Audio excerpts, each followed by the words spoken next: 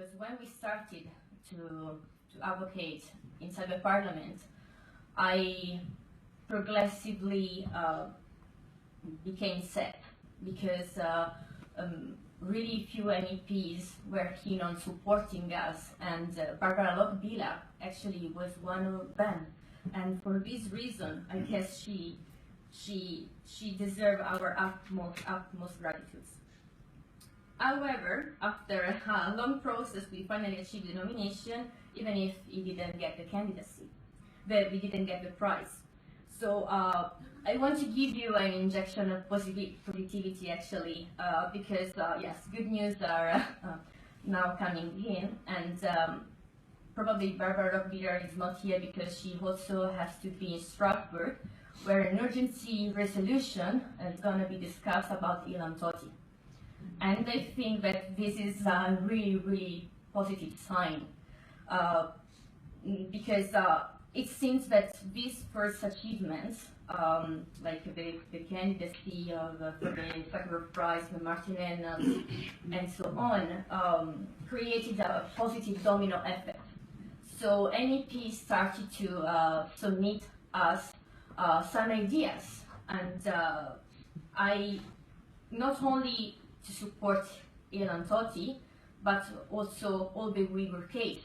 So it's like it's a really important moment, and for this reason, I strongly believe that it's the right time to have the Ilham Tohti initiative with us, and I'm looking for the moment when China will release Ilham, his students, and all the prisoners of conscience now in jail.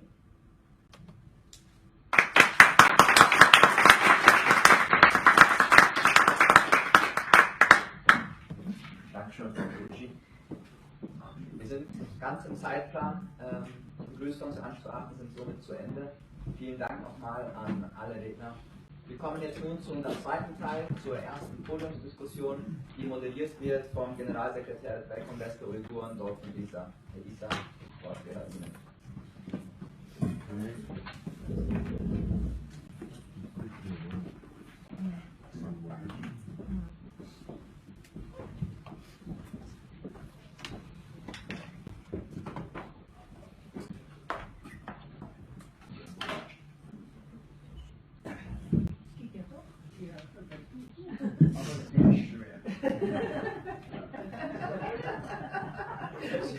Sehr schwer, Madame. Kann ich sehr schwer zu laufen. Ich wollte Ihnen zeigen. Good morning, ladies and gentlemen, dear friends. You are welcome to the next sections of the Ilham Tohti International Conference on Ilham Tohti. Before start the conference, I would like to ask if there is someone who met Ilham Tohti before. Hat jemand früher mit Ilham Tohti getroffen? Please raise a hand. Patrick, Ursula, and yes, 3, 4, Maria. Okay, good. I can proudly say I met Ilham Tohti in Beijing 1990 to 1994. I can proudly say not only meet him, he's my good friend as well. We spent more than 2 years together because I was in Beijing that time. I studied and I ran business from 1990 to 1994. I was a young guy at that time, 25 years ago. He was young too. We not only talking, we have enjoying every weekend, have a party, talking, yes. So that time I was persecuted by Chinese police, Chinese government. He was free. But today I'm the free here and talking on Ilham Tohti. But he is the persecuted, now he is in jail. I strongly wish and hope and believe he will free soon, as like us.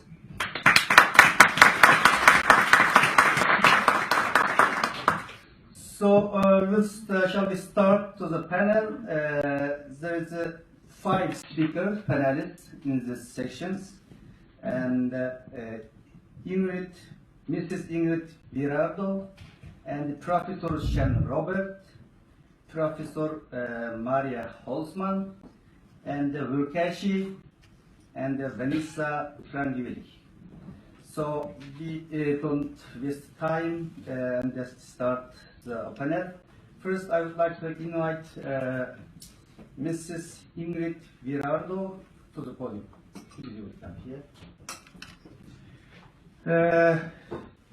She was in Turkestan. She visited Turkestan several times, and she wrote a book on Uyghurs. I believe she should have very interesting story. And yes, please, you can start. Guten Tag, meine Damen und Herren, liebe Gäste. Ich möchte Ihnen einige Bilder zeigen, weil manche von Ihnen vielleicht gar nicht so genau wissen, wer die Uiguren sind und wie es in ihrer Heimat aussieht. Xinjiang oder Ostturkestan liegt im Nordwesten von China. Es nimmt etwa ein Sechstel der Fläche ein und ist viermal so groß wie Deutschland. Die Uiguren sind ein Zusammenschluss von turko-mongolischen Volksgruppen aus Nord- und Zentralasien, die im 8. Jahrhundert, nachdem sie sich von den Westturken getrennt hatten, ein großes Königreich hatten, das uigurische Khaganat. Später zogen sie weiter nach Westen, denn das Tarim-Becken. Zu dieser Zeit führte schon die Seidenstraße durch das Land. Und da die Händler nicht nur Waren mitbrachten, sondern auch Wissen, Bräuche und Religionen, konnte hier eine reiche Kultur entstehen. Ein bisschen lauter, weil Ein bisschen näher ans Mikrofon gehen, dann muss es funktionieren. Leider haben wir keine andere Möglichkeit.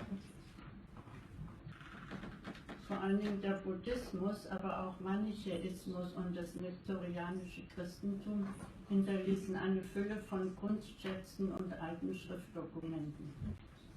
Zu Beginn des 20. Jahrhunderts kamen Wissenschaftler aus aller Welt, als einer der ersten Sven Hedin, um die alten Städte neu zu entdecken und vieles mit für ihre Museen in die Heimatländer zu nehmen. Hier sieht man einige Felshöhlen, die zwischen dem 3. und 11. Jahrhundert mit Wandmalereien und Statuen ausgeschmückt worden sind.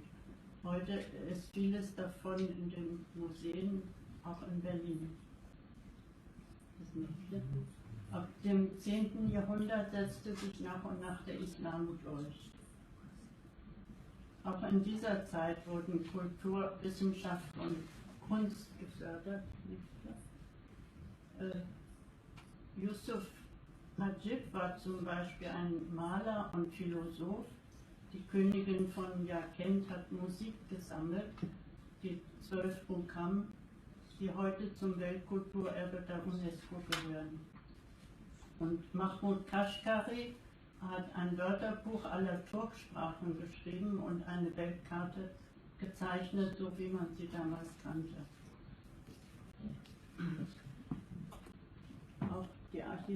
Auch die Architektur blühte in dieser Zeit. Dies ist eine Moschee aus dem 14. Jahrhundert. Leider sind von den alten Gebäuden nicht viele erhalten geblieben. Das Land besteht zum großen Teil aus Wüsten und Hochgebirgen, aber die Oasen sind sehr fruchtbar. Und vor allen Dingen die Lage im Westen war für China strategisch immer sehr wichtig. Deshalb hatten schon die Kaiser in der Han-Dynastie Außenposten errichtet. Und während der Tang-Dynastie im 7. bis 10. Jahrhundert hatte China auch einen großen Einfluss dort. Aber erobert wurde das Land erst im 18. Jahrhundert. Endgültig erst 1877.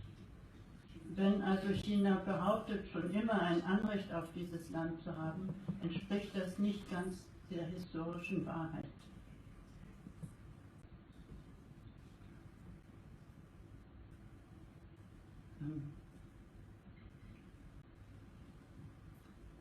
Später nach der Kaiserzeit gewann die Sowjetunion starken Einfluss.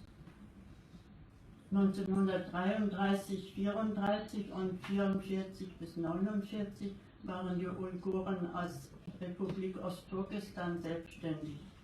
1949 kam die Volksbefreiungsarmee und es wurde ein Teil der Volksrepublik. Seit 1955 ist es ein autonomes Gebiet.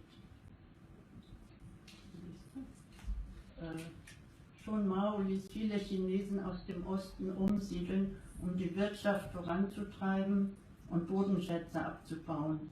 Heute machen die Uiguren kaum noch die Hälfte der Bevölkerung aus. Sie leben hauptsächlich auf dem Lande oder in kleinen Ortschaften, während die Han-Chinesen in den Großstädten leben.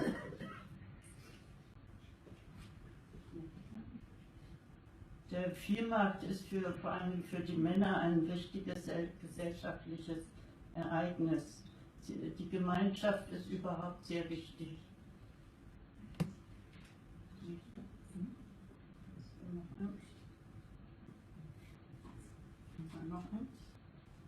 Dies ist ein traditionelles Dorf, wie es nur noch wenige gibt, mit Häusern aus Lehmziegeln. In den Städten werden die uigurischen Wohnviertel zum großen Teil abgerissen und durch moderne Wohnblocks ersetzt. Diese neuen Wohnungen sind allerdings für Chinesen vorgesehen. Die Uiguren könnten sie sich sowieso kaum leisten, weil sie schwer eine Arbeit finden. Die großen Unternehmen stellen nur Chinesen ein, keine Uiguren. Viele Kinder haben eine schlechte Ausbildung, weil der Schulunterricht nur auf Chinesisch ist. Und wenn die Familie Uigurisch spricht, kommen sie halt nicht richtig mit. Sprache und Kultur der Uiguren wird immer weiter zurückgedrängt und alles soll einheitlich Chinesisch werden. Viele kleine Bauern verlieren ihr Land, weil das Wasser für Großbetriebe, für Staatsfarmen, für den Abbau der Bodenschätze gebraucht wird und so vertrocknet ihr Land oder versalzt.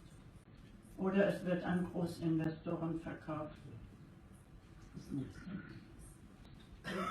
Davor war ein Fluss, das heißt, es ist kein Fluss, aber ein Freund von uns hat da früher schwimmen gelernt.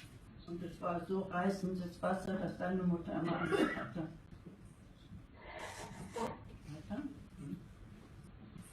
Laut Verfassung, noch weiter, haben die Chinesen ein Mitspracherecht in Sachen Wirtschaft, Kultur, Sprache und Religion. Aber in Wirklichkeit sieht es ganz anders aus.